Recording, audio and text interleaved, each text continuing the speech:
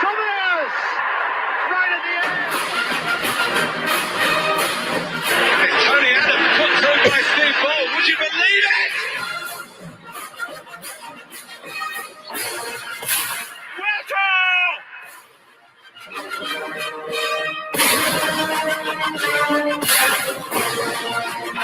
Pierre is in for Arsenal and sweeps it home.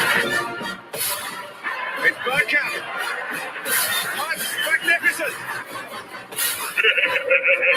He tripped it away from Claude. Henry!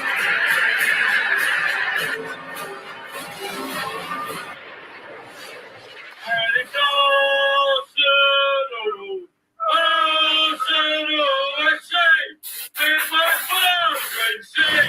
It's time to go!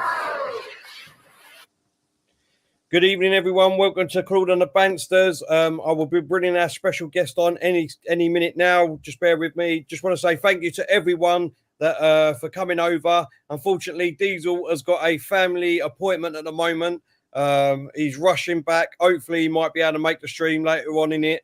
If he does, he will jump in, obviously. But if not, then we will be doing a Arsenal versus Brentford, Brentford versus Arsenal preview tomorrow. He will definitely be back for that.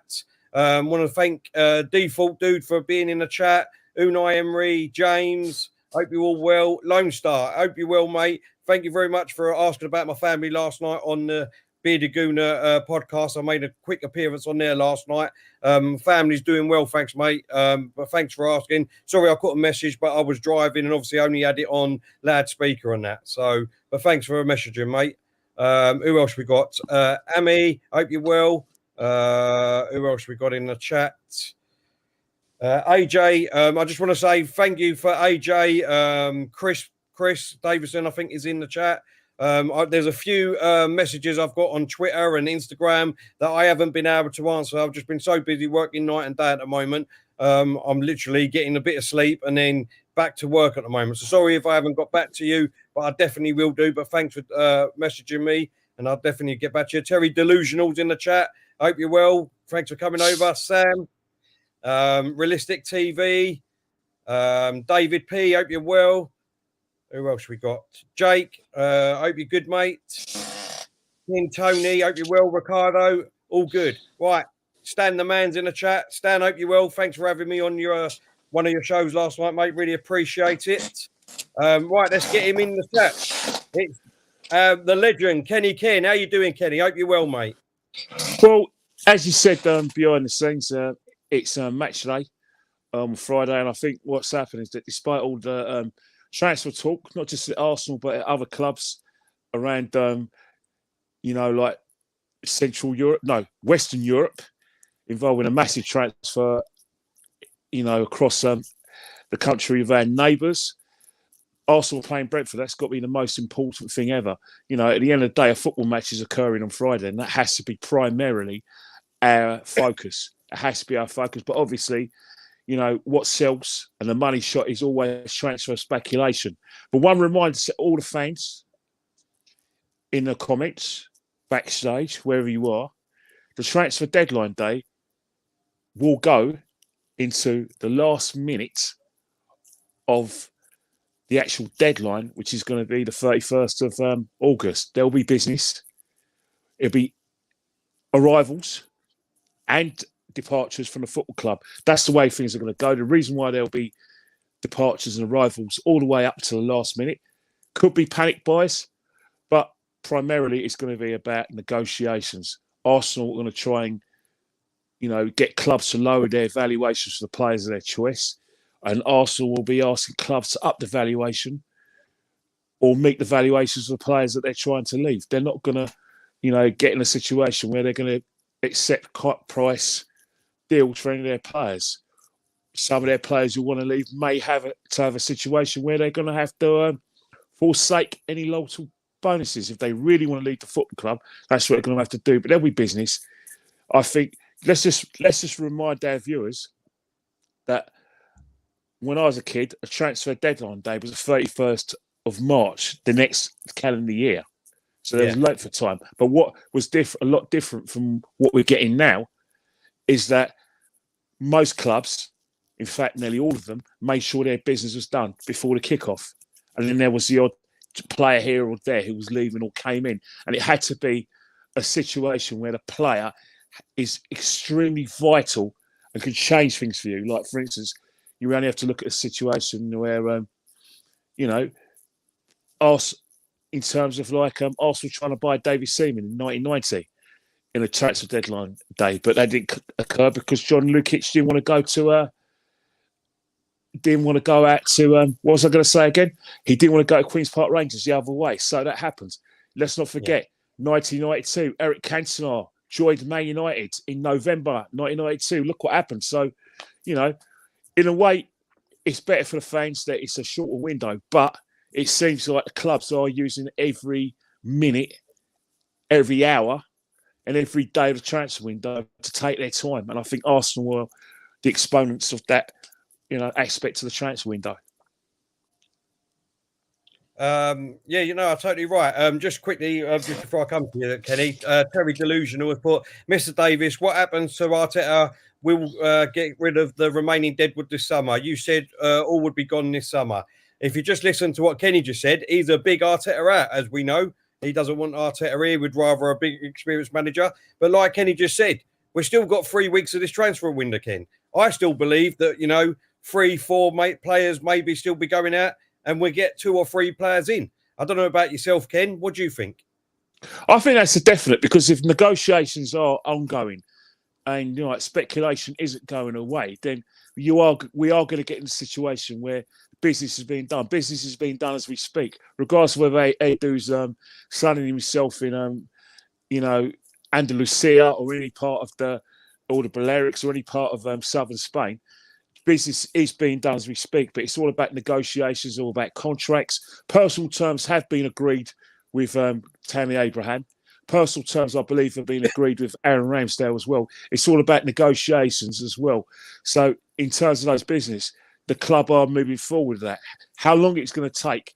Well, I haven't got a crystal ball, but, expect it to be done by the 31st of this month. I expect it to happen, and I expect outgoings. Bellerin is the last year of his contract. It's a situation where Bellerin, again, has missed out on major tournament football with his country, Spain. He may feel that if I play in a club that's playing the Champions League, if I go to Internazionale or, PSG or any of these clubs on loan, then, Luis Enrique may look at me. So there's other things. The Jaka thing seems to be squashed, but you never know with football. The fact that, he did agree personal terms with Roma. So he was looking to leave, and Arsenal didn't feel their valuation was met. But the fact that the guy agreed personal terms means he was ready to leave the football club. So you can never, ever rule anything out regarding that player. And just picking up on that, Kenny, because you're absolutely right. Just regard, I know we're going to speak about him in a minute, and that's Maddison. I mean, a lot of people are saying, well, he's going nowhere. Look at the picture he had with the Charity Shield. You know what I mean? Brendan Rodgers has been saying all these things. Well, that happened with the same thing with Martinez last year. Martinez was having pictures with the Charity Shield, and obviously, look what happened. He didn't want to stay. And, no matter what we think, obviously some fans will think one way, I think another. As far as I'm concerned, if he really wanted to, he could have stayed, fought for his place, and he probably would have been our number one. He didn't want to do that. He chose to move on from our club. And he's had a great season with Villa, and that propelled him to play for Argentina in the Copa America, and the Argentina Copa America champions. So that has worked out splendidly for Martinez. And I don't blame him. He's waited a long time for his chance. He actually got his chance through the misfortune of Leno getting injured, acquitted himself very, very well. But it seems that our manager always had Leno as his number one in mind, although. We're going to talk about it later. Maybe, just maybe, things have changed, but that is for a later aspect of the show. But again, it is one of those things. Players will leave Arsenal because they feel that Arsenal are not meeting their ambitions, or they think that they can't get it aside. Maitland-Niles will be aggrieved because he initially, at the start of this season just past, he was part of Gareth Southgate's plans. He's because of he wasn't getting first team football at Arsenal. He missed out in Euro 2020. Now that was a good time to play for the national squad because they got to their first final in 55 years and lost only on penalties to Italy. So of course he's going to be miffed. And you know, I think what's happening is that we have to remember one thing: that Arsenal is our club. The players work for me. Arteta works for me. Kroenke runs the club on my behalf. I've been at Arsenal longer than Kroenke, longer than Arteta, the players, and I dictate their situation. If they're not happy the way things are, then they leave, no problem. I have no attachment to the players. They're employees. Yeah. I'm an old man now, and I've worked out right now that it's a business. So if the players are going to treat the football club like a business, then I'm going to treat them like commodities and employees of the football club, and they work for me. So as far as I'm concerned, I set the club very, very high standards, regardless of who we sign this window. The standards still have to be high, and the objectives are still the same this season, which is to challenge and get in the top four, regardless of what we got. It's doable. We've got 38 games to negotiate a style of play that is easy to read for the players. The players know Arteta now. They've been with him for 20 months. He's been with them for 20 months. He knows them. They know him. Between them, they have to thrash out and stick to a style of play that is going to get them results. Doesn't have to change. Maybe the odd horse courses, but you're not playing cup football. Your entree and your objectives is to make sure that we are playing in the Champions League next season. I don't care how you do it, but find a way. No, I totally agree with you. Let's delve straight into it and then dive straight into it, Ken. Let's start off with obviously the breaking news today. If you want to listen to obviously the ITKs and the Twitter sort of band, and that is obviously Aaron Ramsdale. Apparently, we've agreed personal terms with him, and it's looking like between about 20 and 25 million for his services. What's your thoughts on him, first of all, Ken? Well, first of all, from my personal perspective, he's not the player I had in mind, not the goalkeeper I had in mind. I have set my heart on Onana from Ajax. I still think he's one of the best goalkeepers in Europe, and he's superior to the keeper that's number one at the moment, and he's 100% superior to the player that we're linked with. I don't understand why that hasn't gone through. I don't buy the fact that, that he won't be ready until his ban is expired. I don't buy the fact that, that he'll be going to the African Cup of Nations in January. Well, I'm sorry. The Premier League and all European leagues do have a strong African influence in terms of players in their squad. In fact, some of these players are key players, but they still play in the Champions League for their clubs. They still are mainstays in their team. The excuse not to buy these players because of the fact that they may be participating in the African Cup of Nations is irrelevant. So I'm desperately disappointed, especially since the fact that, he's going to come at a lower valuation. I am disappointed and frustrated by that. As you well know, I do not rate Leno under any circumstances. To be a top number one, you have to be a shot stopper. Is part of your remit. You should be saving shots. You should be able to, tip it over the bar if, someone, shoots from about 30 yards or someone has a brilliant header. That's what you train for. You do all sorts of training exercise to make sure your reactions are fair. But to be a number one, you have to command respect, and your defence has to trust you. I don't get that with Leno. So, and I think that if we got Onana, obviously he'll be the same sort of prototype of goalkeeper I like that Chelsea have with Mendy. And that's why I'm desperately disappointed. However, if you want to look at the positives, and it's all about not so much looking at the positives, but trying to emphasise and put my shoes to the football club on why we would go for Ramsdale, then I have to say, in terms of rate, right, in my opinion, Ramsdale is the next cab of the rank in terms of England's number one. I know people talk about Henderson. I know people talk about Johnston.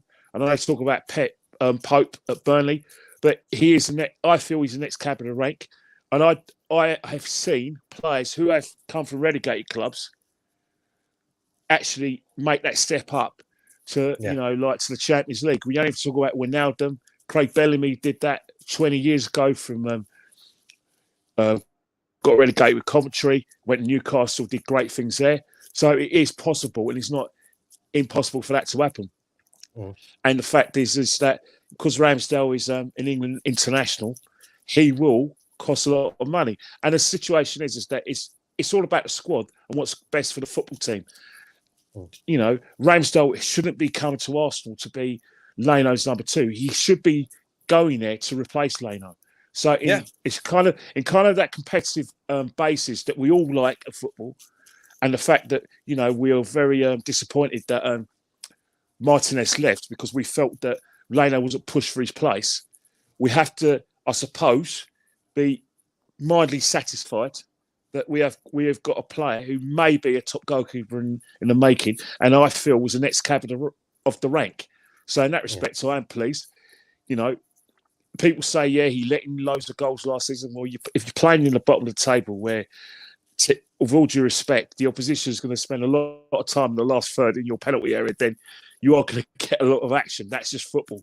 But, we'll have to wait and see. Before with him, though, Ken, this is what I'm saying. The season before, when Sheffield United were up there and pushing and had a great season, he didn't have a bad season. Obviously, he had a good season. He was number one. It was Henderson, the Man United who went on loan from Man United. But I'll take your points. He is the next captain of rank. And one thing is that one thing that Arsenal have to be seen to be doing is getting homegrown players. Yeah, I think that's kind of the remix. So in terms of if you're going down a homegrown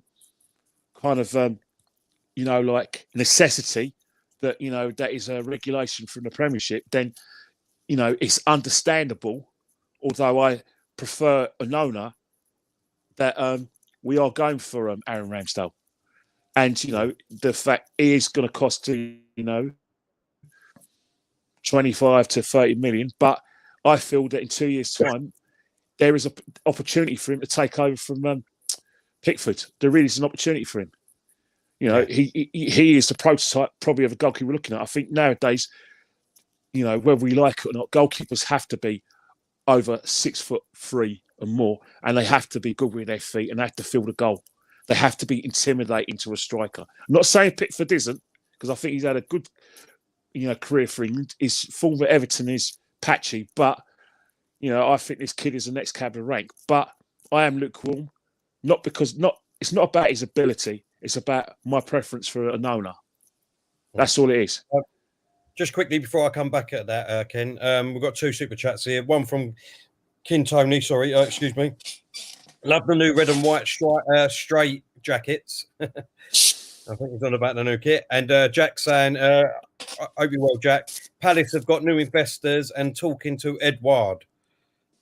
Okay, we'll talk about that in a minute. Remind us, Jack. Don't put it in the super chat. Just remind me later on, and we'll get back to that. Talk about that, mate. Just getting back to what you were saying. Look, is Ramsdale my number 1 keeper to go out and get? Of course he isn't. You know what I mean? Of course he ain't.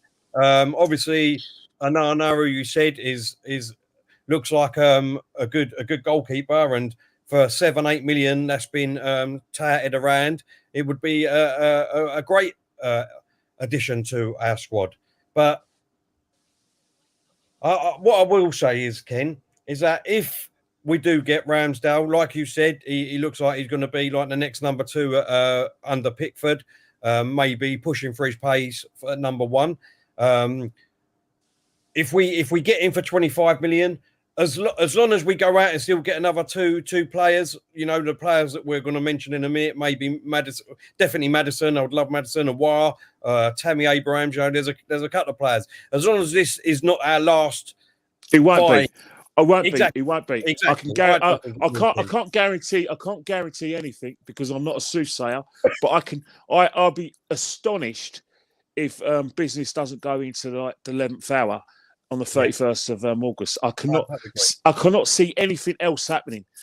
People may call it panic buyers, but I know the club inside out, and I know how they negotiate. They've been doing this for about all my life. I'm nearly 50, and they've been doing this well in the 80s, where Arsenal still see themselves as a Bank of England club, where they basically feel that they're only gonna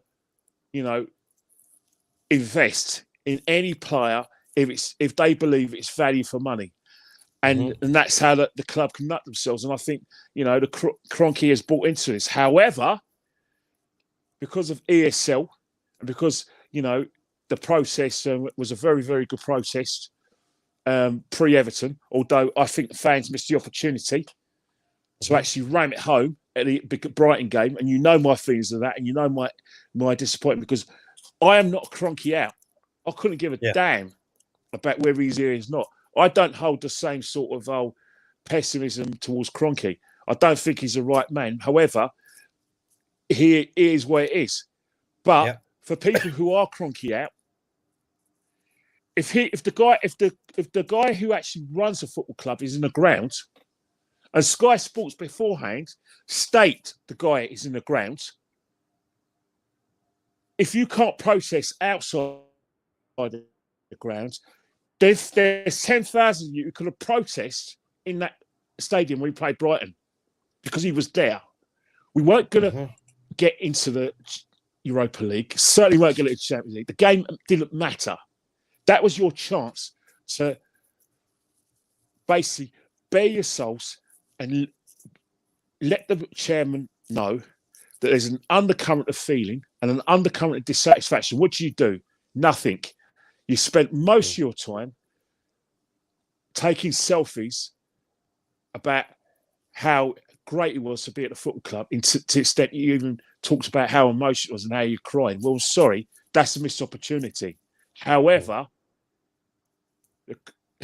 it's still an open go for our board to make the signings that they want, because it's no good people like yourself who are behind Arteta saying that he needs like his own team and he needs money to be spent if the Kroenkes do not obey your instructions and do that. So because whilst they're in a situation where they are sorry, I don't even know what they've got to be sorry about, because at the end of the day, football is a business, and we've invited billionaires into our game, and because we invited billionaires into their game, we do what they say, not the other way around. Yeah, and it's wrong because it's our club, but that's how they became billionaires, by throwing their weight around. But that's another topic. The fact is, there's an opportunity to crack the whip and say, right, these are areas we're not satisfied with. We finished 8th. You have to not to spend big in order to make improvements. And regardless of whether we got the money or not, it doesn't matter. There's pots of money at Arsenal. Pots, loads, millions. Don't buy into the crap that we can't afford this and that. If we can afford to pay aubameyang £350,000 a week, and then we can afford to break our transfer record fees 3 times out of 4 years, when the money's there. Yes, we're not going to spend £100 million on a player, but don't rule it out if we do in a couple of years' time, because that's the going rate. There's pots of money at Arsenal. Don't believe the crap and the pessimism.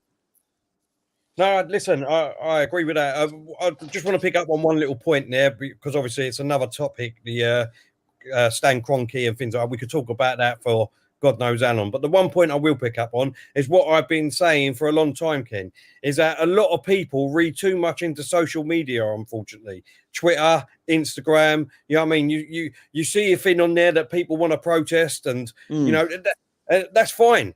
But I think what fans get carried away with is that every Arsenal fan in the world is on Twitter and on Instagram. Terry, that is a small percentage. I hear what you're saying. Of people that go, right? Because just like you said, I mean, and Diesel says it, Lee Gunner says it, you all say it, is that wait until the fans back, you know what I mean? You'll see a different tune then, blah, blah, blah. Well, they've had that opportunity on loads of occasions, Ken. They've had it on, not just last season. You know what I mean? There was the time when obviously we wanted Wenger out and things like that. You know, there's always what you've got to look at is that there's fans out there that don't even go on social media, that go to the game, you know. Yeah, but invariably, but you know, Terry, I'll tell you why that's happened. Invariably, right? Our match-going fans don't need social media. They don't need you don't need to sell Arsenal Football Club to the match-going fans. Exactly. Because simple reasons that they've already bought their Sky subscriptions, they've already bought their match tickets or their memberships, be it silver, red, or gold, or platinum, and you know they're there in person. They already got their spot at a pub before the match. They already know the woman in the kebab shop where they have their lunch before they go to the game. They also they know the woman who serves them at McDonald's. They know the woman that serves him in the fish and chip shop, you know, in Gillespie Road. They're a sure thing. But you've got to realise social media is ultimately, and it's your channel for fans who live abroad, who are Arsenal, expatriates, exactly. young people. Yeah. So basically, social media speculations for them.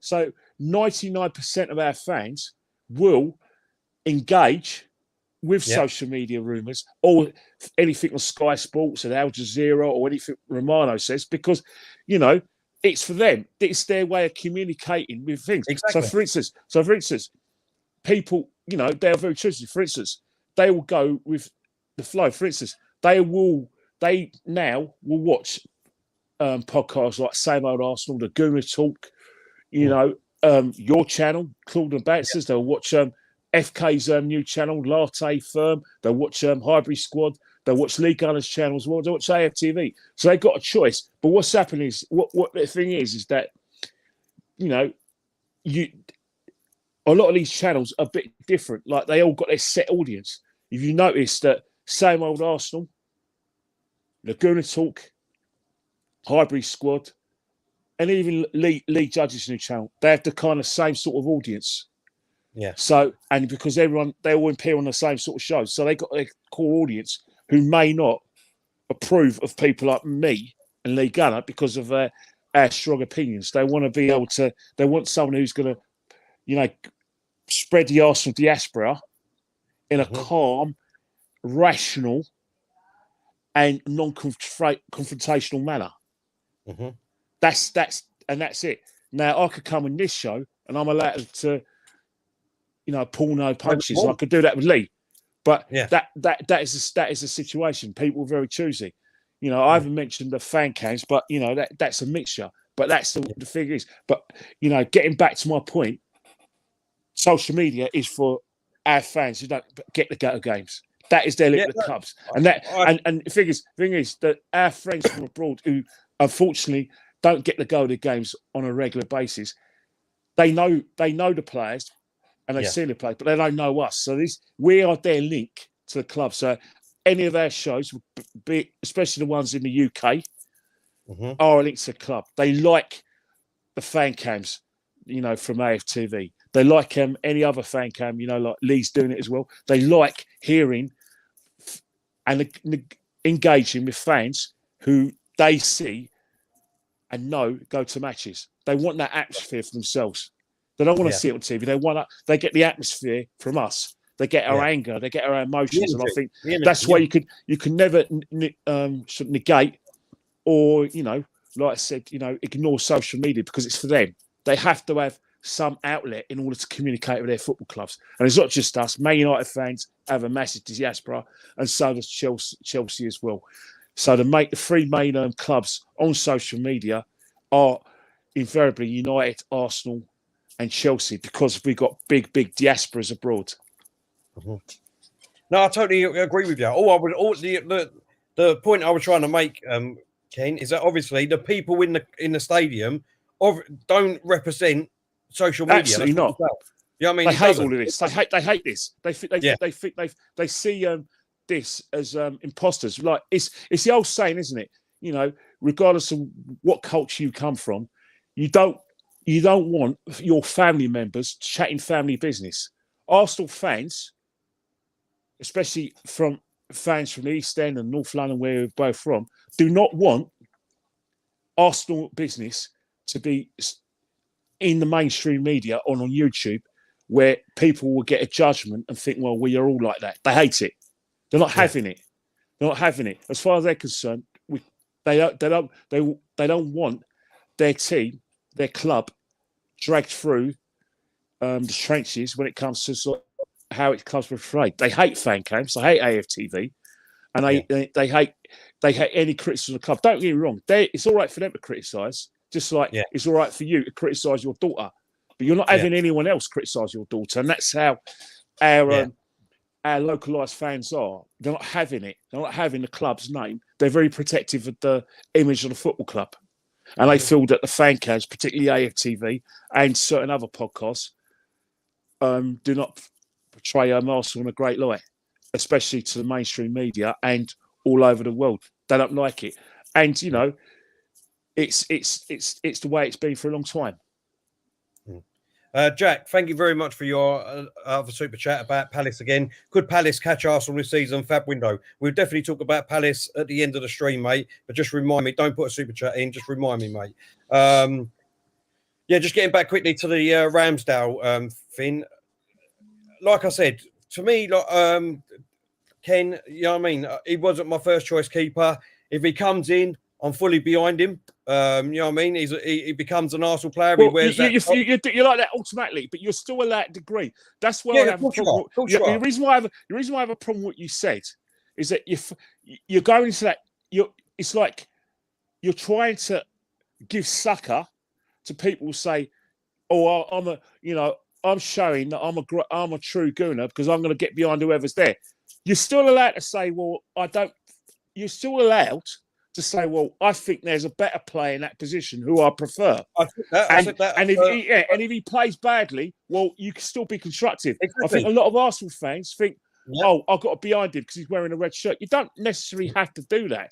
You know, if you think that there's a better player in the club that's in his position, and you feel that the club can win matches with that player you prefer, then you should be able to say that. At the end of the day, we're in a results business. It's not about trying to show who's a great goalkeeper, a great supporter. You're totally right, Ken. But what I don't like on the other end of the scale, like you just said, is before he's even played for Arsenal, is that obviously he's dog shit. He's never gonna work. He's never gonna turn it around. That's football fans. If they're allowed to have that opinion, then obviously other fans can turn around and say, well, you know what I mean? He's becoming an Arsenal player now. So as soon as listen, I agree with you. Ken, I agree with you. But let's go back a bit. When you look at when we got Thierry Henry. He wasn't a star player when we got him. He was actually going downwards. It was only that Wenger turned him around. Same as Dennis Bergkamp. You know what I mean? He was in Milan, but he wasn't doing great. You know what I mean? He wasn't, but he's turned it around. I hear what you're saying, but you know the situation is the next players that we are going to look at the fans are still going to have appraisals of how. You know, they're going to do in a red shirt and whether they're the right people for that red shirt as well. That is football fans. They are going to do it.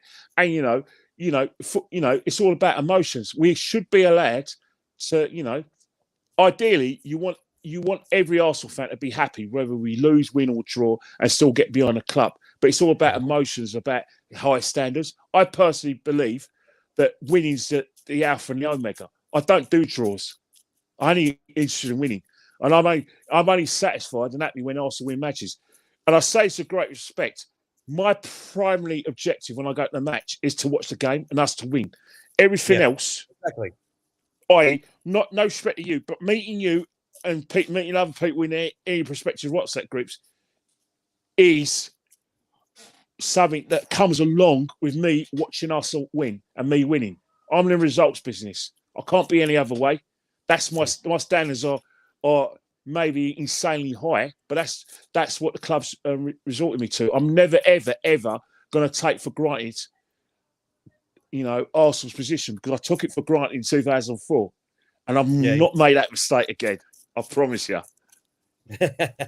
Never No, again am I going to make that mistake. and look, I just want to quickly clear that up. I'm not comparing by any means Henry and Bergkamp to Ramsdale. I'm not doing that. If you look at what I'm trying to say and the meaning behind it, do you understand what I'm saying, Ken? Is that players come in just because he was, he didn't have a great season with that club, doesn't mean he can't turn it around and become a fantastic player at another club. 100%. Look at Newcastle. Look at Newcastle last season, and invariably Newcastle was signing Willett because of his performances and his goal return. At times. So yeah, you ain't have me saying anything else. You know what I mean? Right, let's move on from Ramsdale. Let's move on to obviously Tammy Abraham's.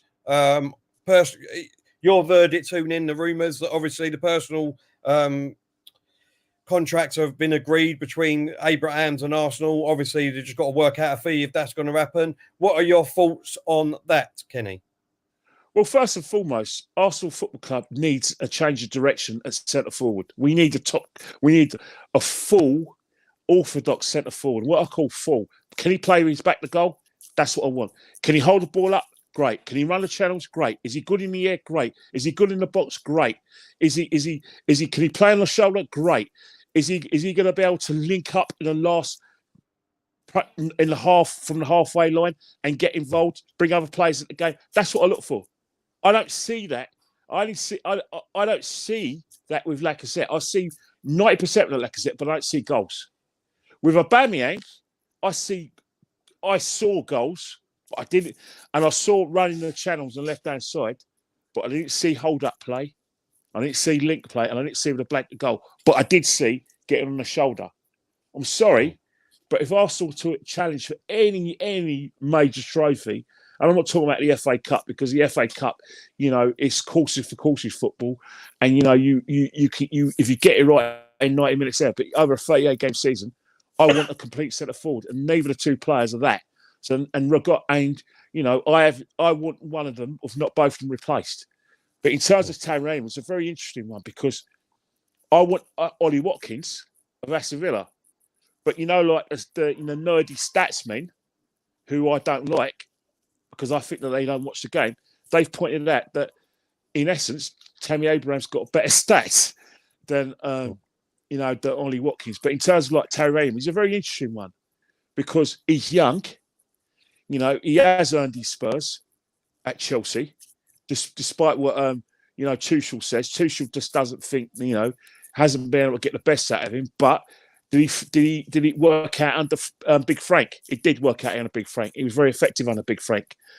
So you can't take that away. Did he score the goals? 50, 20 or 30 goals? Not really. Would he be able to do that? We have to wait and see. If he's given a chance, it'd be interesting to see if Tammy could do that. In terms of what Arsenal needs, invariably, Tammy is what we need. If you've got a situation where you've got Kieran Tierney putting crosses in on a regular basis when he's getting that line, then Tammy Abraham is going to thrive at that service. In terms of someone who could, any creativity, and it's very little under Arteta, in terms of in the box, is Tammy Abraham alive in the box? You have to say yes. Can he play on the shoulder? Yeah, he can. Has he got reasonable pace? Yeah, he has. And can he play with his back to goal? Yeah. Can he hold the ball up? Yeah. So in that sort of prototype, yes.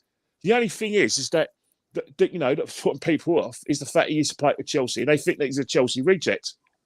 Yeah. And that that if he's not good enough for Chelsea, that's fine. But Tuchel don't want him part of plans, and it looks like they're going to get Lukaku. So should Arsenal forsake him on those bases? Well, not really, because he wants to play for Arsenal, which helps, and he wants to stay in London, obviously. But he actually wants to play for Arsenal, and he feels that he can. Now, whether Arteta is going to get a style of play that suits him and make him thrive, I have no idea. But would I poo-poo it? I find it very difficult to poo-poo it. On the other hand, everyone's talking about, Martinez of Argentina and Internazionale, but it looks like Spurs have beaten us to the punch there. And then they talk about Vlahovic. Again, Spurs looking at him as well. I my big rule is when you have foreign players coming to our league, there's two things they got to contend with. Firstly, getting to know our environment, the players, our style of play as well, and performing at fix. But then they have to, get used to the way the league is played in our country in terms of the fact that it's helter skelter at times, and it's fast paced, and it's all, linked towards the last third. Mm. So, and that's why it's a great pace. And most of our football in this country is invariably counter-attacking football, which means you've got to be on your toes. Even when you're defending the corner, you've still got to be on your toes and have the sort of like a pace to, start an attack. You know what I mean? So again, it's that kind of environment. So, I think the one thing that Abraham's has got. Sorry, mate. I think the one thing that I think Abraham's got going for him, if anything, over the other, Martinez and Vlahovic. Is that obviously he can hit the ground running because he's Premiership ready. If you know what I mean. Whether he can do it, Arsenal, and turn it around and score us goals, like you were saying, everything that he's got is another thing. Do you know what I mean? But if you look at Werner at Chelsea, I mean, what has he done for a whole season? Nothing. I think in terms of Werner, he was effective in a way that he wasn't scoring goals. Because what he did is that on the counter attack, invariably, because of his pace, he was creating opportunities for players like Mason Mount to score the odd goal here and there.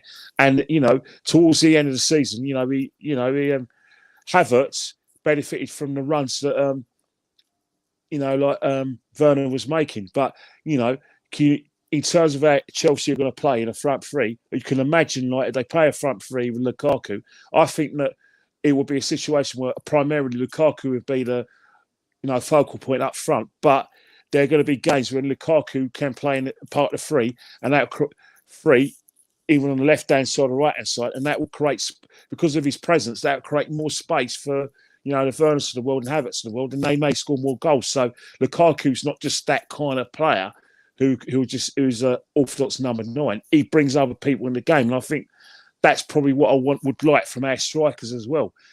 Can Abraham do it? I think he can, but I think Abraham's incentive now is that two things. He will get first-team football at Arsenal, and most importantly, there are vacancies for the World Cup next year in Qatar. And that's why, if you look at the sort of pluses about the player we mentioned earlier and the player we're getting now, we are invariably getting hungry players. The common denominator for the 3 players we're looking at, none of them managed to make it into Gareth Southgate's squad for the Euros. Yeah. None of them, in my opinion, were over the whole first choice. Maybe Maddison before injuries, but in terms of like Ramsdale obviously was first choice in a crap team, but invariably, they didn't. Jordan Pickford was England's number 1. Tammy Abraham couldn't get anywhere near the squad because he wasn't getting picked by Tuchel. Maddison as well, injuries, and plus he was on the bench a bit for Leicester. So again, invariably, we're not getting a Maddison now. You have to look at it from an Arsenal perspective. Obviously, Abraham says he's a Gooner, and I believe he is. Ramsdale is a Gooner, but we have to look at it this way. The benefits is for us is that we've got hungry players whose goal clearly would be, if they play well for Arsenal, they're getting Southgate's team for the World Cup. So we're getting hungry players, and that has to be good for Arsenal. But again, it's all about the boss and how he the style of play he wants to choose going forward. But are we getting hungry players in Ramsdale and Tammy? 200% we are. We have to take it from there. Yeah, no, I think a great point here from Chris Davison, because obviously, if you look at it last season, a lot of the Arteta brigade, I would say, was saying, Arteta doesn't like playing the youngsters. So why not give Gabby and Balogun a chance? Now, if we go out and get Martinez or Tammy, does that push them two back again further down the list? That's tough shit. That's tough shit. Well, that's exactly. Tough that shit. is tough shit. That is tough shit. But I don't want to rubbish what Chris says. I want to explain myself because it's only fair to Chris because he's loyal to the show and he's been loyal to me as well. And it's not the reason why I say it is not towards your point, but it's how I want Arsenal run. I've looked at a situation where Mason Mount has managed to see off the big players and the big buys from Chelsea in terms of Havertz and Ziyech. He is still fought for his place and won the hearts and mind of his managers, not just Big Frank, but Tuchel in terms of making him a mainstay in the side. He started the Champions League. He also started the major games for England. So in that respect, it can be done.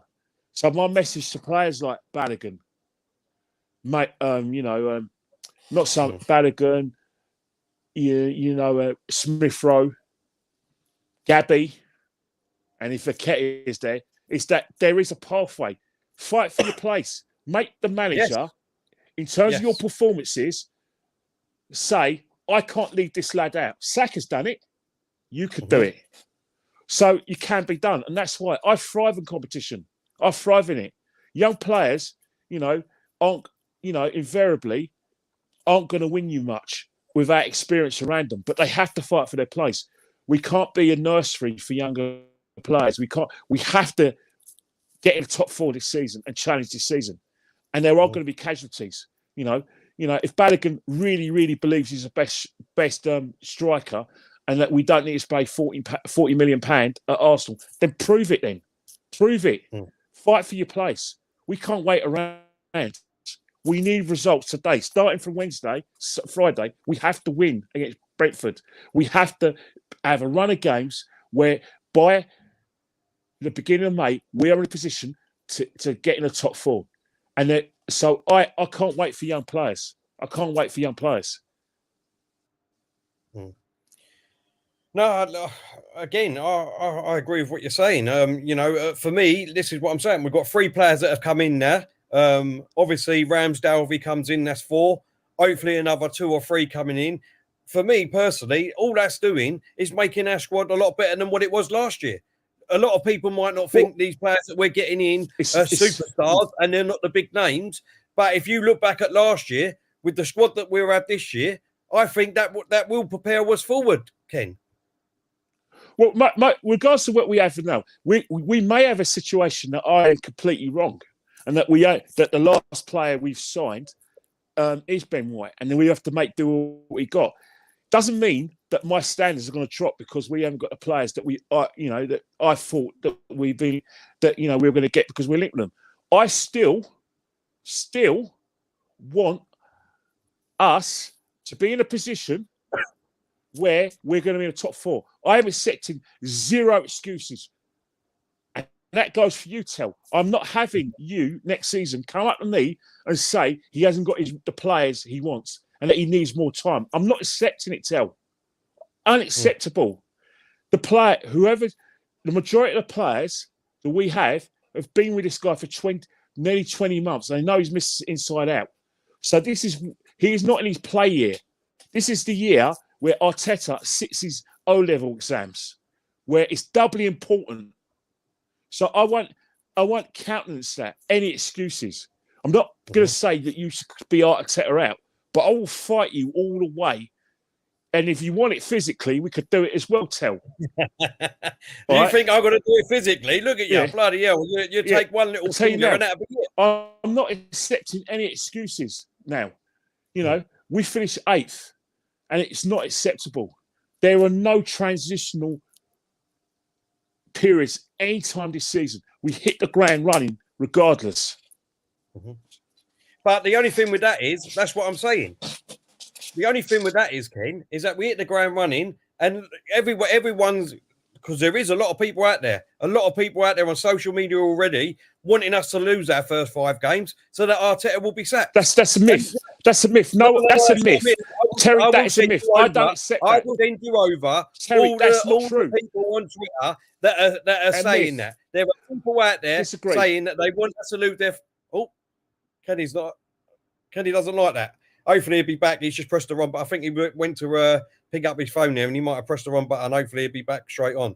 But at the end of the day, what I will say is that, you know, all these people that are Arteta out that keep saying, oh, we're Arsenal through and through. Well, let's get behind Arsenal. We're just about to start a new season in this Premier League. You might not be overexcited about it. You might think that we're going backwards or things like that. He is back. Did you press the wrong button there, mate? I pressed the wrong button. That's what it was. I thought you did. I see you reaching for your phone. I think you pressed the wrong button. What I'm saying is, Ken, just before it's a myth, I think it's a myth. What you said is a myth. It's a myth. It's not a myth. And I'm glad you mentioned that. Because that's a point that I want to trim down. All right? Because that is one of the worst accusations anyone can make for an Arsenal fan. And the reason why people do that on social media is to get more likes and more followers. That is the worst insult you can say to an Arsenal fan that I want to lose just to move for them right.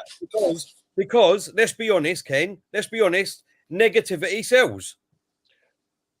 Yeah, of course, it's bad news sells. A murder story on a BBC gets more news. A murder or Meghan and Harry gets more news. That's factual. But no Arsenal fan wants us to lose. They may not like the manager, and they may feel that he's going to be a failure, and they may want him out. But it's come 10:15 on Friday. There'll be a lot of distraught Arsenal fans if we lose against Brentford or we get a point. Because a point's not acceptable. And don't forget, it goes the other way, Ken. Even if we win, most of them fans will go, well, it's only Brentford. They only come up from... That's what I'm saying. It's only Brentford. They only come up from the Champions League. Why would they do that? Why would they lower themselves? Why would they... Look, it's 3 points. It's 3 points. It's 3 points. I think it's 3 points from anyone. Exactly. Terry, I'll repeat, right? And this is it. Our situation this season is critical. And it's critical and essential that we get the top 4. Every point counts. Let's not forget who we lost to last season. Yeah. And who did the double over us. One of them was Everton and one of them was Aston Villa. All right. Let's forget about Liverpool and Man City. Let's remember that where we got turned over. Let's remember Burnley took 4 points off us. Yeah. Let's remember Leicester beat us. Yeah. Let's remember that we lost 14 games last season, and I believe 9 of them were at home. No, 9 were at home. So the situation shouts that it was a terrible season, and that that we are beatable. And even now, it wouldn't surprise a lot of fans, me included, if Brentford turn us over. But will I accept it? Never, never, never. I will never accept losing to Brentford. Will I scream and shout? You're damn right I will. Would I ever go to the manager? You're damn right I will. I'll be going for him every time I don't see a good performance. Because guess what? Because of the situation he got us into, we're in a situation now that regardless of whether Chelsea spend big, Leicester spend big, Man City spend big, Man United spend big, Liverpool spend big, or Spurs spend big, doesn't matter how many teams they can field at a given time. Not my problem. My problem is that we have to get in the top 4, and if it means finishing above them, then too right. I don't care. Find a way. The best way, I suggest, is by playing to the player's strengths, which is attacking football on the front foot and in the last third. And we do that, and we play to our strengths. We play well. We will get the results. But if Arteta continues to do what he does and doesn't pick the right team, we play the right style, and we lose, then he'll be criticised, and definitely so. And his job is on the line. His job is on the line this season. Of course it is. Don't make no bones about it. And let me tell you something now. If it goes wrong, then I would demand the board try to salvage the season, because it's a 38-game season, and I will not have any situations where he's going to outstay his welcome like he did last season. I won't countenance that. I'm not waiting for. The difference is, though, Ken. The difference is if it does go wrong on the pitch, which it could, obviously, of course, it could go wrong. It could go terribly wrong. No, none of us here can predict what's going to happen, obviously, but none of us. It's all an opinion. You know what I mean? We've all got opinions, and it could go terribly. I think if you're a fan of Arsenal, then ultimately you should be loyal, not to your audience on your podcasts, not to your followers on Twitter, and not to the fact that you managed to purvey an image of a calm, deep thinking supporter who doesn't rant. Well, that's tough shit. Add standards, and us winning football matches come first, and you have to put that to one side and demand high standards. And there'll be casualties, because at the end of the day, no manager or any players get in the way of my ambitions for this football club. Ken, you know I can rant and rave because I've done it under Emery, right? And a lot of that under Emery, which I don't understand. And what I was just about to say is even if he does get sacked this season, Arteta, we are in such a better place as a football club moving forward with the next manager coming in. No, we're not. Because if you're manager, right, the reason why I'd explain that is because why have Aston Villa gone out and bought these players? Why have they gone out and bought these players? Because they want to get into Europe. No. Because they've sold Grealish for 100 million. They sold him for 100 million. So they knew that they had that money coming in. If Grealish didn't get sold and they didn't know he was going for 100 million, would they have gone out and got these players? Yes or no? Yes, because they had a good season last season. No. Ken, come on. All right. This deal was done before Euro. All right, Terry. Their results. Their results. No, I'm telling you, I'm being truthful. Their results before Christmas were in a situation where they could have got into Europe. They fell away because of inconsistency. Right. Probably because Grealish wasn't playing, but they had a good season and they want to go. They want to go further. Is Leicester City still not trying to get in that? Leicester City had a good season last season, but they fell away towards the end because of the Champions League. They're still going to want to better themselves, and I think yes, Grealish money did help, and that did help with their expenditure. Of course it did. But Same as what happened at Tottenham. But it didn't stop them from being ambitious. They sell their players for over £100 million or near that, and then they go out and they can buy a team again. All right. We haven't done that. We haven't done that for how long? We haven't done that for how long? Did Aston Villa want to sell Grealish? They didn't want to sell Grealish, Aston Villa. Right. So why didn't, under the last regime, under Emery, under Gazidis and all that, why wasn't they signing up all of our young players? Why wasn't they doing it? There's no reason in this world why Emery didn't turn around as a manager and say to our board and Finney, look, you've got to tie these players down because they're your commodity. I don't want to be a selling club. It's funny that. I don't want to be a young players their chance. Didn't Emery give these young players their chance? I don't want to be a selling club, right? Obviously, we want to keep Saka and Smith Rowe for as long as we possibly can. But just say that next season they carry on where they left off last season and they have a fantastic season. You're going to have the likes of Man City, other teams coming along and sniffing around them, right? We've got them under contract now for 5 or 6 seasons. Now, if we does that win you football matches? Does that win you football matches? What's more important, winning football matches? What's that got to do with winning football matches? Did I say 100%, that? 100%, because that's what we're here for. We're here to win matches. Hold up. No. But did I say that? I didn't say that. I never said you didn't say that, but ultimately, you weren't listening to what I said. Arsenal are a football club, not just a football team on a pitch. Arsenal are a football club. They're a business too. You say it all the time. I say it all the time. I know they're a business. What I'm saying is what makes them into a successful business, though, Terry? We can all iron over the fact that obviously Arsenal are not great on the football pitch at the moment. We know that. You don't need to be a rocket scientist to say that. Obviously, we know that. We can all rant and rave about that. But what I'm trying to say is that Arsenal, as a football club, getting Saka, Smith Rowe, Martinelli, Tierney, Partey, Gabriel, all these contracts now for 5-6 years is fantastic and great business for the football club. Because like I just said, if it translates on the field, Terry. That's all the fans care about. The fans are not interested in, let me tell you now, the fans are not interested about the business side. They want results. They've been starved of success. Yep. Want results, and then until a club comes along and then only puts in 40 million for someone like Saka if he's in his last year of his contract, knowing that he could go on a free. That's football. That is football. That's football. Yeah, but that's football, though. Football. That's what football. That's football. Okay. Football's about that. It's about Arsenal do that to teams. You think Arsenal Football Club don't go to clubs smaller than them and do what other clubs do to us? They're the worst components.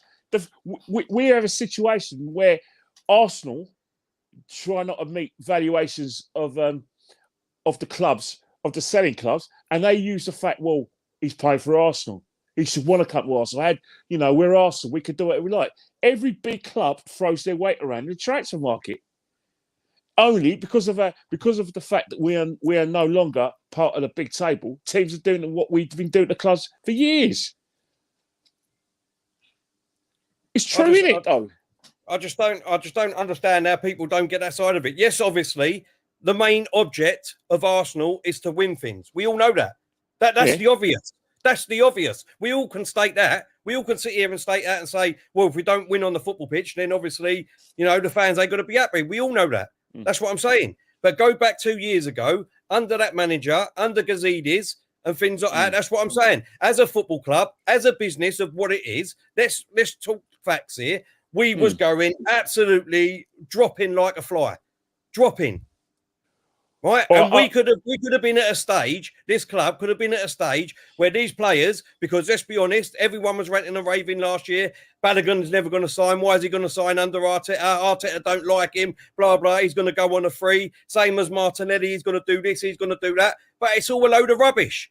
Everyone's ranting and raving, right? And getting the false information out there.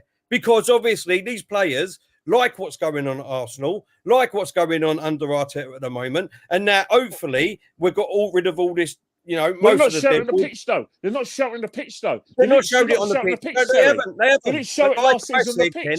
They rate the manager. There's a lot of fans out there. There's a lot of fans out there, like myself. As you know, there's a load of fans out there that go to the stadium. That it's like yourself, you go to the stadium. A lot of fans that can't go to stadiums. But look at the other side of it. They don't just sit there ranting and raving. They could see that we was going backwards. Like I said, it didn't matter to me I'm going to say one more thing, and you carry on. Yeah, go on. You're saying that our problems, right? Yeah. Started when we moved to the Emirates, and it started under our most longest serving manager. And you're saying that one man who was here for 18 months fucked the football club up. Somebody's been one man for 18 months. I'm not just putting it all on him. Extraordinary. One man who's been here for 18 months. And you're saying that he caused the so-called went wrong for the last. I'm not just putting it all on him, Kenny. You know I was last 16 years. I find that extraordinary. No, you know I was Wenger at. You know I was Wenger at. Extraordinary. One man who's been here for 18 months has managed to cause. It managed to bring down the Eiffel Towers, which is Arsenal Football Club. That's extraordinary. Emery didn't bring it down, and nor did Arteta bring it down, and nor did Lundberg brought it down. That's what I'm saying. Everyone keeps going on about, why is it? We've not the stadium down, so obviously get more money in. Why is it that Unai Emery, not you, but other people on social media, it's not for you. This is part of the show. It's not just about me and you. But what there's a question I've asked on many occasions, and no one's been able to answer it. Because there's a lot of people on social media who say they felt suicidal when Emery was in charge. They hated watching Arsenal when Emery was in charge, and that was the worst thing. Are they serious? Did they go to Old Trafford the day before Bank Holiday Monday? The Sunday before Bank Holiday Monday in 2011 when we lost 8-2 to Man United. Did they go to Blackburn when they put 4 past us? Or did they go to the Chelsea game, which I went to? Yeah. When in Wenger's 1,000th game, where Chelsea put 6 unanswered goals past us. I think it's just extraordinary that that these people were so traumatised. If you ain't traumatised after losing 8-2 at Old Trafford and losing 6-0 to Chelsea, then you're made of strong stuff. Yeah, but don't forget, you're talking about one game, right? And then we went a whole season unbeaten under Wenger. So what's better? No. 2011, we lost 8-2. 2014, we lost 6-0 at Chelsea. Yeah, that was that's way before. That was way after the Invincibles. Yes, listen, I know what you're saying. It's a disgrace, them results. Of course they were. But obviously you can't just, this is what I'm saying, you can't just look at a negative game over what, what Wenger done in his first 10 years. We all say it, all of us. What he done in his first 10 years was fantastic. What he done in his next 11 years was disgusting. The disgrace. Yeah, but what I'm trying to say is that I understand the situation. I mildly understand that, some people like yourself do feel there is a pathway to success and there's some sort of organisation under Mikel. But I disagree with that because of the way the teams are playing and the results he's getting. Yeah, but what I'm trying to say at the moment in time, this juncture at the moment, we shouldn't be talking about the good business we've been doing. That is secondary. It's all about results, and that's all we should be focusing on. We shouldn't be giving this guy or any excuses if things aren't well. I'm sorry, it's not going to be acceptable. I agree. And people are there to be shouted down and gone after because I've said that. So the theme is that we've got to stop talking about the situation. Talking about, I saw light at the end of the tunnel. Oh, he's done it. We've done a great bit of business. That Bellerin is staying because of Arteta, and that Smith Rowe is spoken about Arteta in glowing terms. I'm sorry, I couldn't give a rat's ass. I'm only interested in results. I don't care what you've got to say. The talking stops. Yeah. On Friday at 8 o'clock, it's our focus is football. Even when we have a transfer deadline, yes, we're going to talk about it. But when the season starts, that's when our focus is about 3 points. Yeah, 3 points. It's about Arsenal. It's about Arsenal. It's about getting behind Arsenal, getting behind the players on the pitch, getting behind the team. Because apparently, let's be honest, it's not Arteta FC, is it? So it's Arsenal on Friday night. Yeah, but and you've got to remember that the players work for me. They work for me. They're there. I've set them high standards, and I will back my football club. And they are there to meet the standards I've set them.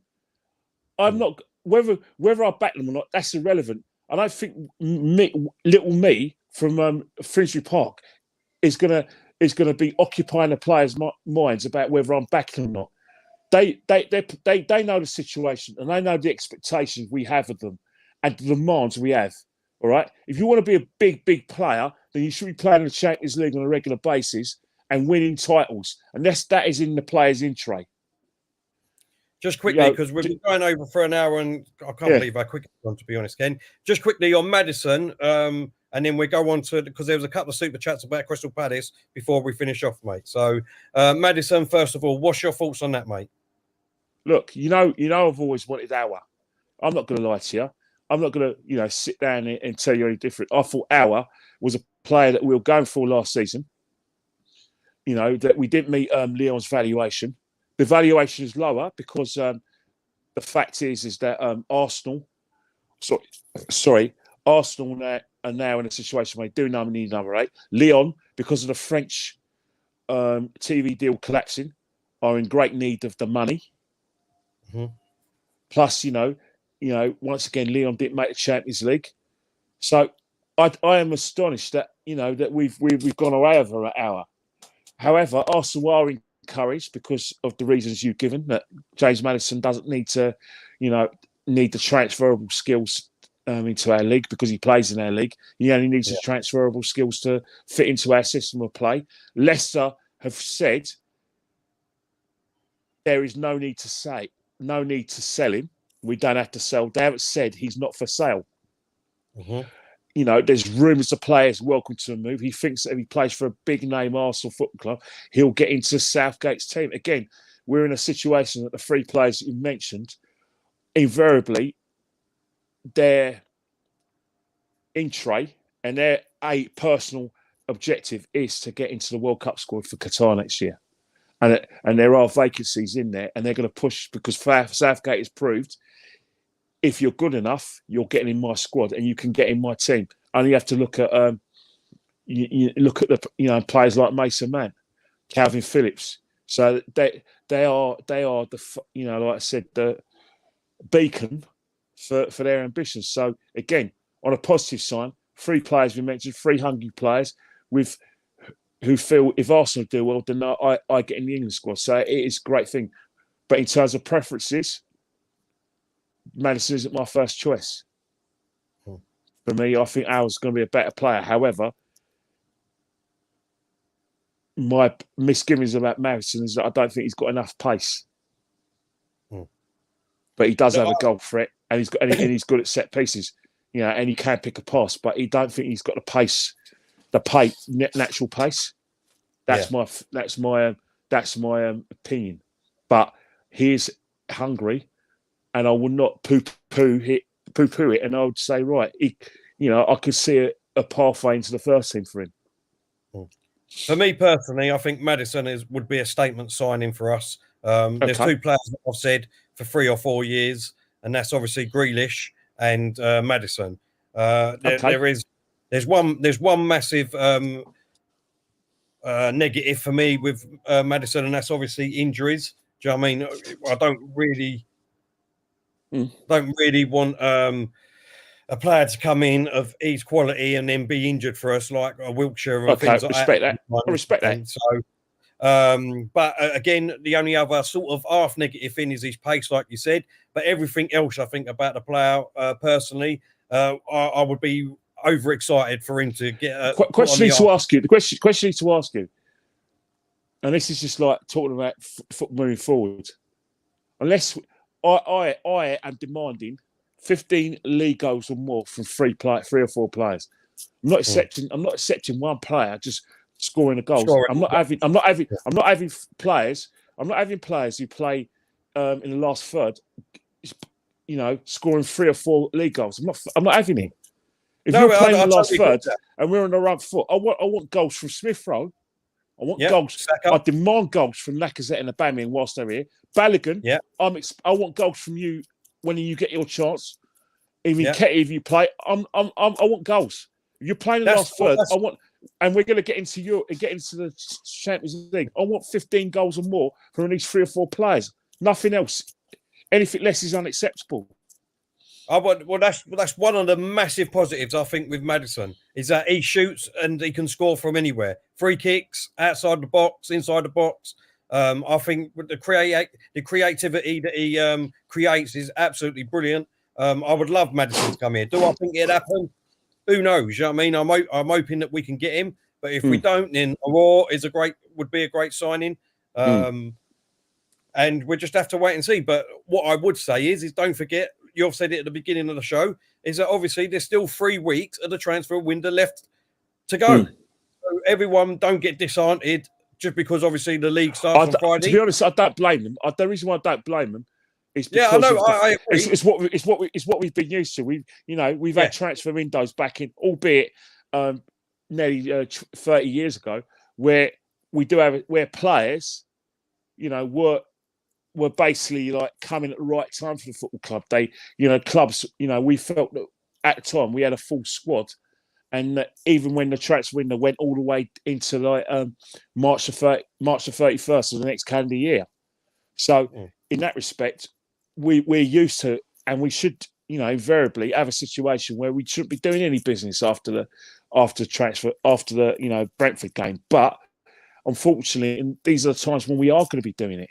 We are going to be trying to get players in, and results are going to go south. It's hard.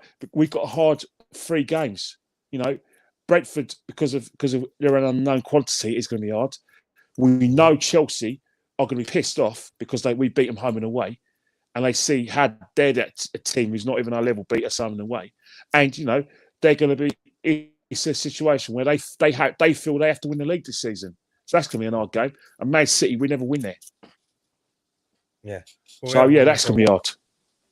You know what I mean? We've only won twice there in the last 11 years. Yeah. I mean, that's going to be very hard. And obviously Chelsea's going to be a really hard game. Friday, well, I think we've started, not that it matters anyway, you know what I mean, stats and God knows what, but we played twice on a Friday and we've won. And I don't think we've lost any. So, it's a good omen if you look at it that side, but that means nothing. Don't look at omens, mate. Omens and wearing one lucky socks and not changing your underpants before a match, out the window, mate. It's all about. I don't believe in all that anyway, to be honest. It's all about winning results, 3 points. We're in the results business. Nothing else will do. A draw's a sin this season. Right, let's move on quickly then, Ken, because obviously we had a couple of super chats earlier on about Crystal Palace. What was the player's name? I can't think of the player. You know what? He's talking about a player who they bought, a very, very creative player from Reading who basically can open doors. I'm just going to find him. I'm going to try and find him. I think they were saying and all that. Obviously, they got back in, and do we think that they're going to be near us this season? Well, everyone said that about. First and foremost, I think the thing with Crystal Palace is that they're very much a Jekyll and Hyde side. Yeah. Very much Jekyll and Hyde, where because of the way they play, they're a very athletic side. Where on their day they can go anywhere in the country and mully you. They can go to the Etihad and win comfortably because of the way they play. They can come to the Emirates. They go to Old Trafford.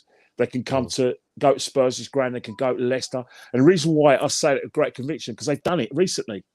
They've gone to all those grounds and smashed teams because of the way they play. The problem with Crystal Palace is that they concede too many goals, and their home form isn't the greatest at Selhurst Park, and because of that's a lot of it's down the way they play, because they make the odd defensive mistake, especially in the last 10 minutes of a match where they could turn a good result, i.e. a draw, into a last minute defeat.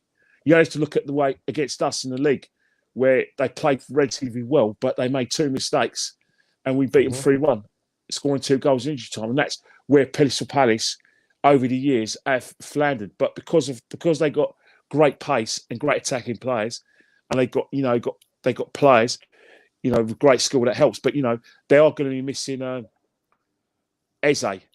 Eze is going to be a big miss, obviously, because he's wrapped his Achilles tendon. I don't know when he's going to be back, but that's going to be a loss because I thought he was coming to a really good season. And you know what? Every year they have this silly situation with Zaha. Will he stay? Will he go? He wants to leave, and he's still there. He doesn't. He says he wants to play for a bigger team and play in the Champions League, but he never goes. He never goes. You know what I mean? What happens? What's going on? Yeah, I don't know, but I just think it's the same thing. It's the Arsenal fan base again for me. Do you know what I mean? Because obviously they said the same about Sheffield United and Wolves the season before, when they was flying high, and then they was going to go on and do more things. And look what happens the next season. I think the same thing, unfortunately, might happen to West Ham this season. Who knows? Let's see what happens. Yeah. David Moyes done an absolute fantastic job last season. Absolute probably manager of the year. And no one would have said that at the beginning of the season. But obviously they're in Europe. They're going to have more games now. They haven't got a big enough squad. So let's see how they react. Let's see how they react. Yeah, the player they're talking about is a guy, a French under-18 international, though he's British. He's Michael Olise. Olise. Yeah. Who's I saw some extracts or little highlights of what he can do, and he can open the front door, with a credit card rather than with a key. That's how that's how skillful and creative he is. And they've shown situations of that, like he showed instances where there's a perfect way to pass, which could go into the strikers. I think that Crystal Palace strikers this season will thrive in that. However, someone like Benteke does thrive with crosses, good crosses coming in the box on a regular basis. So someone like Ayew, who makes the right runs, will thrive on that. Just quickly, Liam saying thoughts on Messi to PSG. What's your thoughts quickly on that, Ken? Quickly, I just think that Messi. I think that people shouldn't be shocked that Messi left Barcelona. If he tried to force a move last year to Man City, didn't work out. The family didn't want to go. I'm sure his wife thought that all they eat in Manchester is Lancashire hot pot, and thought, no, I don't fancy that. I'd rather. But the situation hasn't changed. The money situation at Barcelona, because of FFP, they got a new sponsorship deal with 2.3 billion, where they get 10% of the league. However, that money has to go to all the teams in the La Liga, the top tier and the second tier. So basically Barcelona can't, and Real Madrid cannot break the rules anymore. In terms of Messi going to PSG, that's great for PSG. PSG now, under Pochettino, have got no excuses. They have to win the La Ligue, and they have to get to the Champions League final. I think they will get to the Champions League final. I think the Champions League final between PSG and Man City. You heard it here first. And it'll be a case of who do you prefer? Which oil money do you prefer? Exactly. No, at the end of the day, I ain't going to go too much into it, but obviously I'm just going to say one thing, FFP. What does that stand for? You know what I mean? How can two teams out there do whatever they want? Good luck to them. Listen, I've got nothing against PSG. I've got nothing against Man City or Chelsea or anything like that. If you've got a chairman or someone that owns you that's got the money out there to go and do whatever they want, then you should be able to do what you want. But apparently FFP is supposed to be, fair play to every club. I mean, what's happened is that it was only a couple of months ago, Ken, it was only a couple of months ago that everyone was up in arms about the Super League. Well, if this ain't a Super League in itself, what's happening at the moment with what Man City's doing and what PSG are doing, then what is? Look, but the problem Barcelona, and I say the problem Barcelona and Real Madrid and definitely Juventus is that if anyone needed a Super League, it was those three clubs. Because not so much Juventus, because I think they can still challenge, but Barcelona and Real Madrid are spending with above their means, especially Barcelona. It can't go on like that. Every year they're buying a big name to play alongside Messi, and they're spending well outside their budget. And Real Madrid are allowed to do it, and the Spanish banks and La Liga are allowed to do it. But thankfully, La Liga now, with the injection of cash, have said no. It's better late than never. It's better late than never. Someone has to say no to these clubs. However, the problem is that Chelsea are very clever to the extent that they are now fighting themselves, because by sending all these players out and loan, that is they are now using any transfer fee or any fee, loan fees to, as expenditure for new players. It's very clever. And I think it's, you can't pin them down on FFP. And and City will soon do that. I just think that Chelsea and Man City have got the best academies in the country. And if you've got the best academies in the country, to the extent you produce the best boys, and they go on to play, not primarily you want them to play for your club, but if they play, for in the Premiership for other clubs or go out of Europe and you get transfer fees for them, that's a job well done. No, exactly. Yeah. Just quickly, Ken, because I need to hurry up and finish now, mate. I need to shoot off and get your pasta. I'm sure. Yeah, I'm sure a lot of people want to watch the Super League and all. That's going to be on after Chelsea, Villarreal. What's your prediction for Friday night, Ken? Arsenal have to win. Find a way. I think Arsenal win 3-0. They have to. Anything other than the win is not acceptable.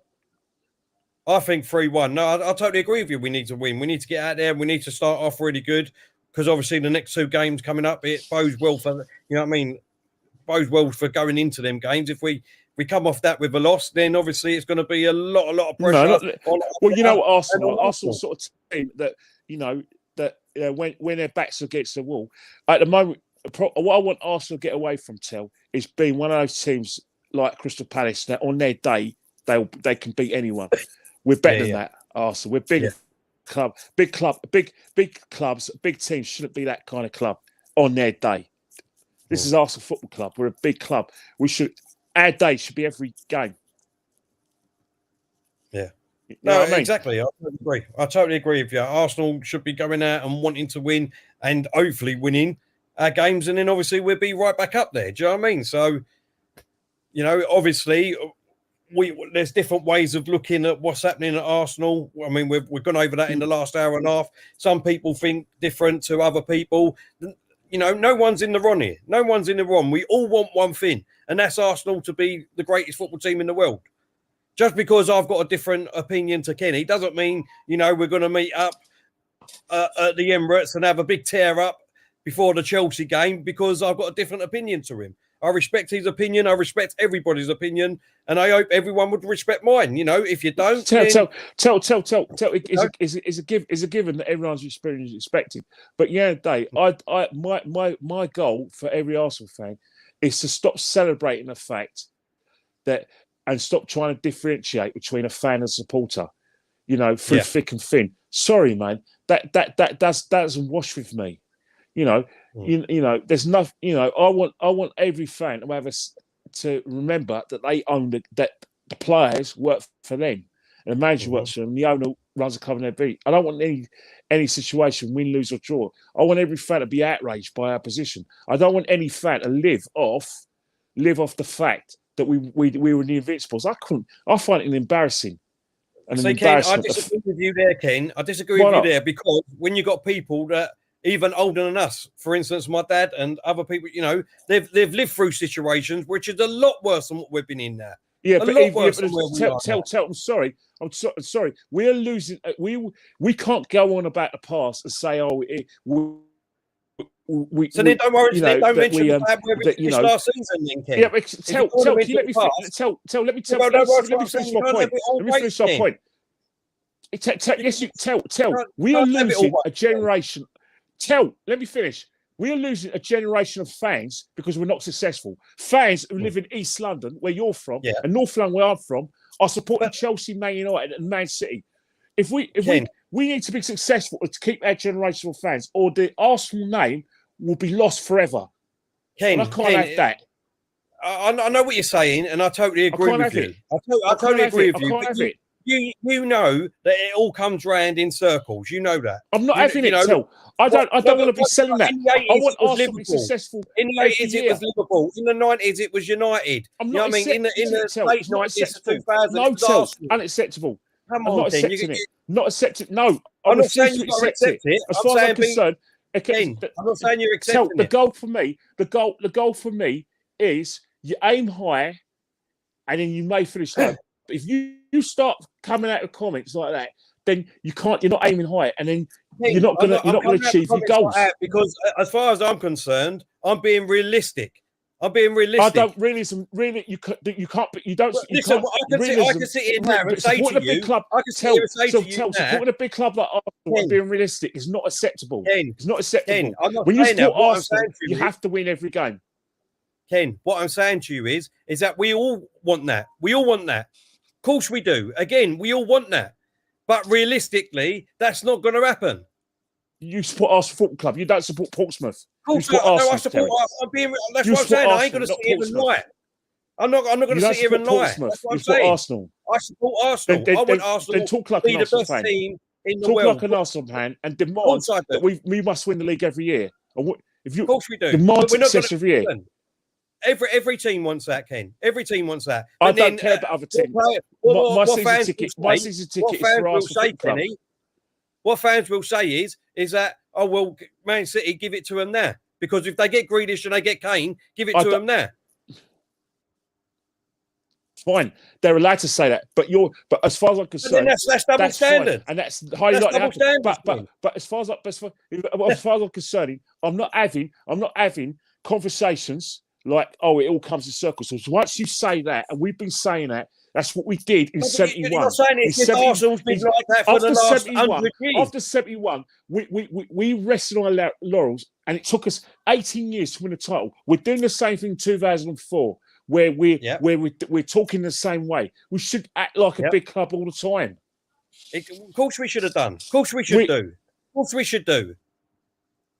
We should do. But then why didn't we do that when we was owned by the fans? Why didn't we do that? It's not bad. If the situation is that regardless of why it happened, the fact is that the standards have to be higher, and we have to hold the players accountable. A lot of people do that, but all I'm saying is that we all sing from the same hymn sheet, and those words in our hymn gets into the ears of the people who work for us, i.e. the board, the players, and the manager. Then, once they know our standards, then hopefully they'll meet our standards. But what's happening now? If we give them mixed messages like we did in the Brighton game, then it's not. We're not going to get anywhere. The problem we have in football now, especially at Arsenal, is that we wait for the players to set the standards. The manager. It shouldn't be the way. It shouldn't be the way at Arsenal.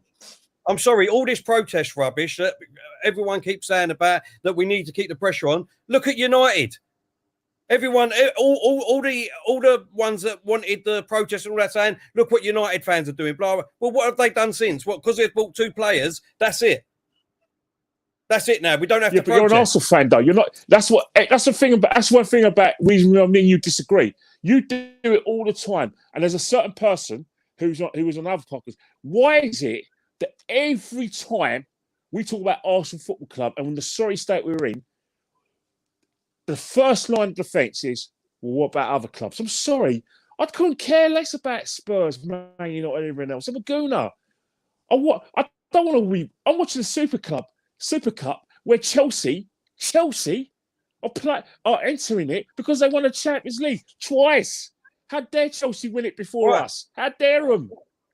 Kenny, that's fine. That's outrageous. But then why do you compare Arteta with what Emery done? Or why do you compare what Martinez has done and we should have kept him? Or Guendouzi and things like that? Why is that? Because fans do that. Fans do. Fans do that. Because we're not achieving, because fans. I'm not talking about fans. What? I'll tell you what. Until we start challenging and get to the stage where we should be, then we're going to be having a lot of discussions like that. Where I'm going to be thrashing out my dissatisfaction with the way things are going. You should have to get used to it, Tel. The minute I stop doing that, then the standards are high. Kenny, I'm not saying that you can't do that. What I'm saying is that when I bring it up, right, it's not good enough. We shouldn't be looking at that. But then when you fans on the other side bring up something like Martinez or Emery got us here, I've never watched. That's fine. We need to look at that. I've moved on from Martinez. I've never once done that. No, I'm not just saying Martinez I'm talking about in general. You know what I'm saying, Ken? You know what I mean? What I'm saying is that we can't seem to all agree. Terry, it's a consequence of the Arsenal position. It's the consequences. Right, that's the way things are. You don't see Chelsea fans doing the situation because simple reason is that invariably, they have had listening success. And what's happened? They've won the Holy Grail, not once but twice. And that is, and I say this with the greatest, but that's an embarrassment to me. Yeah, because I want that for Arsenal. I'm sorry. Listen, we're going to have to shoot off, mate, because it's an hour and a half now. Bloody hell.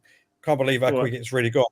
Ken, listen, mate, as ever, I love you coming on. You're always welcome on this channel. You know that. Looking forward, just quickly before we do go, obviously Chelsea next week. First home going for God knows how long. I can't even remember the last time we was at a game. Let's just sit at the first home game. Let's not be one of those sort of. No, I'm not talking about that in general. I'm just talking about us. Yeah, I'm talking about us in general.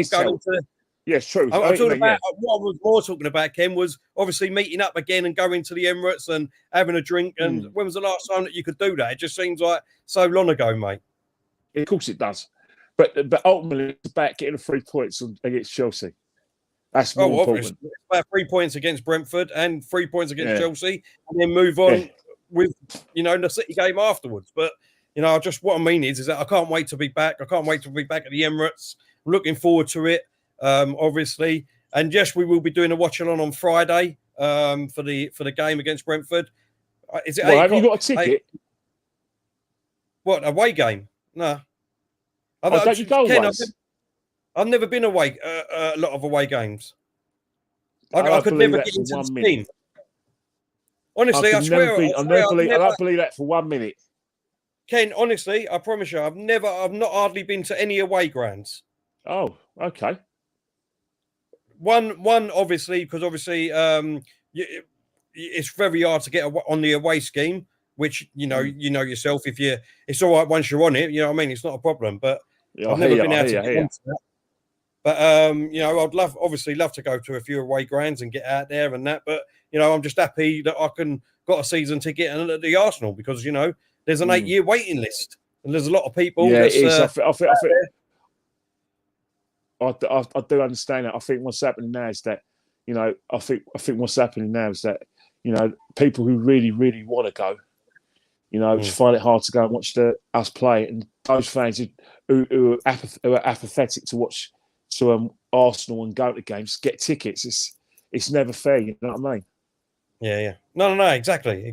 So that's why I'm looking forward to it. That's because I know a lot of people would love to be there on next Friday, Sunday. You know what I mean? A lot of people would love to have a ticket to go and watch. Well, there's before you go, I just want to say, despite all the fighting, since in the last year, two people died. Two super fans, one who's very close to us, another guy who was, who everyone saw at away games, saw at the ground, and despite the fact, me and you having a frank discussion, perspective is that two people who bled Arsenal Football Club are no longer are dead, and they're not going to be there where they belong this Friday, and throughout the season, and that's the saddest thing ever. Two top Gooners, who are Arsenal, represent everything about the football club. I'm not with us, and that's sad. That's tragic. Yeah, what you just said, put it into perspective. It doesn't. Let's be honest. We all love Arsenal. It doesn't matter if you're Arteta in, Arteta out. If you think the season's going well or not, or what life is the most important thing. Do you know what I mean? So, and unfortunately, these two top guys, I didn't know. I think it was Danny's name, wasn't it, Ken? I think it was Danny. I didn't really know Danny who went away. Obviously, Claude we know and love. You know what I mean? Could have missed him. It was at every cup fight. You could have missed that guy, innit? Exactly. But what I mean is on a personal level, I didn't really know him or see him and that. So, look, I mean, at the end of the day, we're all Gooners. You know what I mean? Other fans here and all. It just puts it into perspective that it doesn't matter what opinion you've got. You know what I mean? It's just an opinion at the end of the day. I might be wrong. Kenny might be wrong. Someone else might be wrong. Doesn't matter. At the end of the day, we just want Arsenal to be great. We all see things differently. Let's all, be kind to each other and be safe. You know what I mean? It doesn't matter if you're Arteta in, Arteta out. I just want to say one thing. I just want to sort of express my sympathies to the family of Danny Bailey and also the friends of Danny Bailey. And one of the guys who set up the trust fund for him, I believe he's someone who watches this show as well. So I just want my sympathies go out to him as well, because he's done. I've read about it in the Gazette. How much he's done in terms of like the trust fund and for the funeral and everything. I just want to express my sympathies, to him as well, but most importantly to his family, because we've been there, and I can only imagine what they're going through. And as I said, the Arsenal Football Club has lost another top fan. Yeah, no, exactly, and just want to stress my condolences and all to the family, and obviously Diesel, Will, and all, Claude and the BANSTAS. And like we said, you know what I mean. At the end of the day, life is the most important thing, and obviously we all love Arsenal. We all want things to be great again, and let's hope that that's because all we can do is hope at the moment. Things do go right way. We do get the right players, some more players in and the right players in, and we push this season. If not, then a lot of people will get their wishes, and Arteta will get the sack. So, either way, I think the situation is that it's not about. It's not. I think what's happening is that if he loses his job, then it's because things have gone really bad, and that is more upsetting than whether he's there or not. Because at the end of the day, it's not work. Things not working at the club, and that's a tragedy. But if results go south, something has to be done Yeah. No, exactly. You know what I mean? Decision has to be made. I totally agree with you, Ken. And Will Stone Raider. Sorry, that's the wrong one. He said, Terry, how deluded are you? I've got to go as well because my battery's very deluded. Yeah, I've got to go and all now. I'm just going to finish with this comment. Hey. Obviously, I'm very deluded. Right, I don't know I'll what see I'm you guys talking later. about. Ken, see you later on, mate. And like I said, I will totally hold my hands up if I get it wrong. I'll totally hold my hands up if I get it wrong. That's, you know what I mean? I just see things different to what you are seeing it. That's all it is, different opinions. If you don't like the fact that I've got a different opinion, then, you know, there's loads of other stations out there that obviously are Arteta out. Go and watch them, you know. Obviously, Diesel's Arteta out when he's on, you know. But all I'm saying is, just my opinion. If you don't like it, you know what I mean? No, nothing's going to come of it. So I respect your opinions. That's not a problem. And I thank you for coming to watch, like I always do. Stay safe. Hopefully, if you're at the games, I still would like to buy anyone a drink that would like to come up and have a conversation and a debate with me. That's not a problem. But, you know what I mean? At the end of the day, like we were just talking about, you know, we've lost two massive fans at this club at the moment. At the end of the day, life is more important than to get, you know what I mean, wound up about opinions, basically. So, you know, we all got different opinions. You know, that's what a debate is, isn't it? Surely. Otherwise, we'd just be robots. But at the end of the day, look, I totally respect your opinions. And, you know, this is just mine. So everyone stay safe. Speak to you soon. We'll probably be doing one tomorrow. Hopefully, Diesel will be able to make that one a preview of the Brentford Arsenal game. And on Friday, we will be doing the watch along too. So stay safe, everyone. Keep well. Don't lose your marbles yet, I would say, because I still think we'll get 2 or 3 players in. But that's just my opinion again. But stay safe, everyone. See you soon. Bye. Arteta in.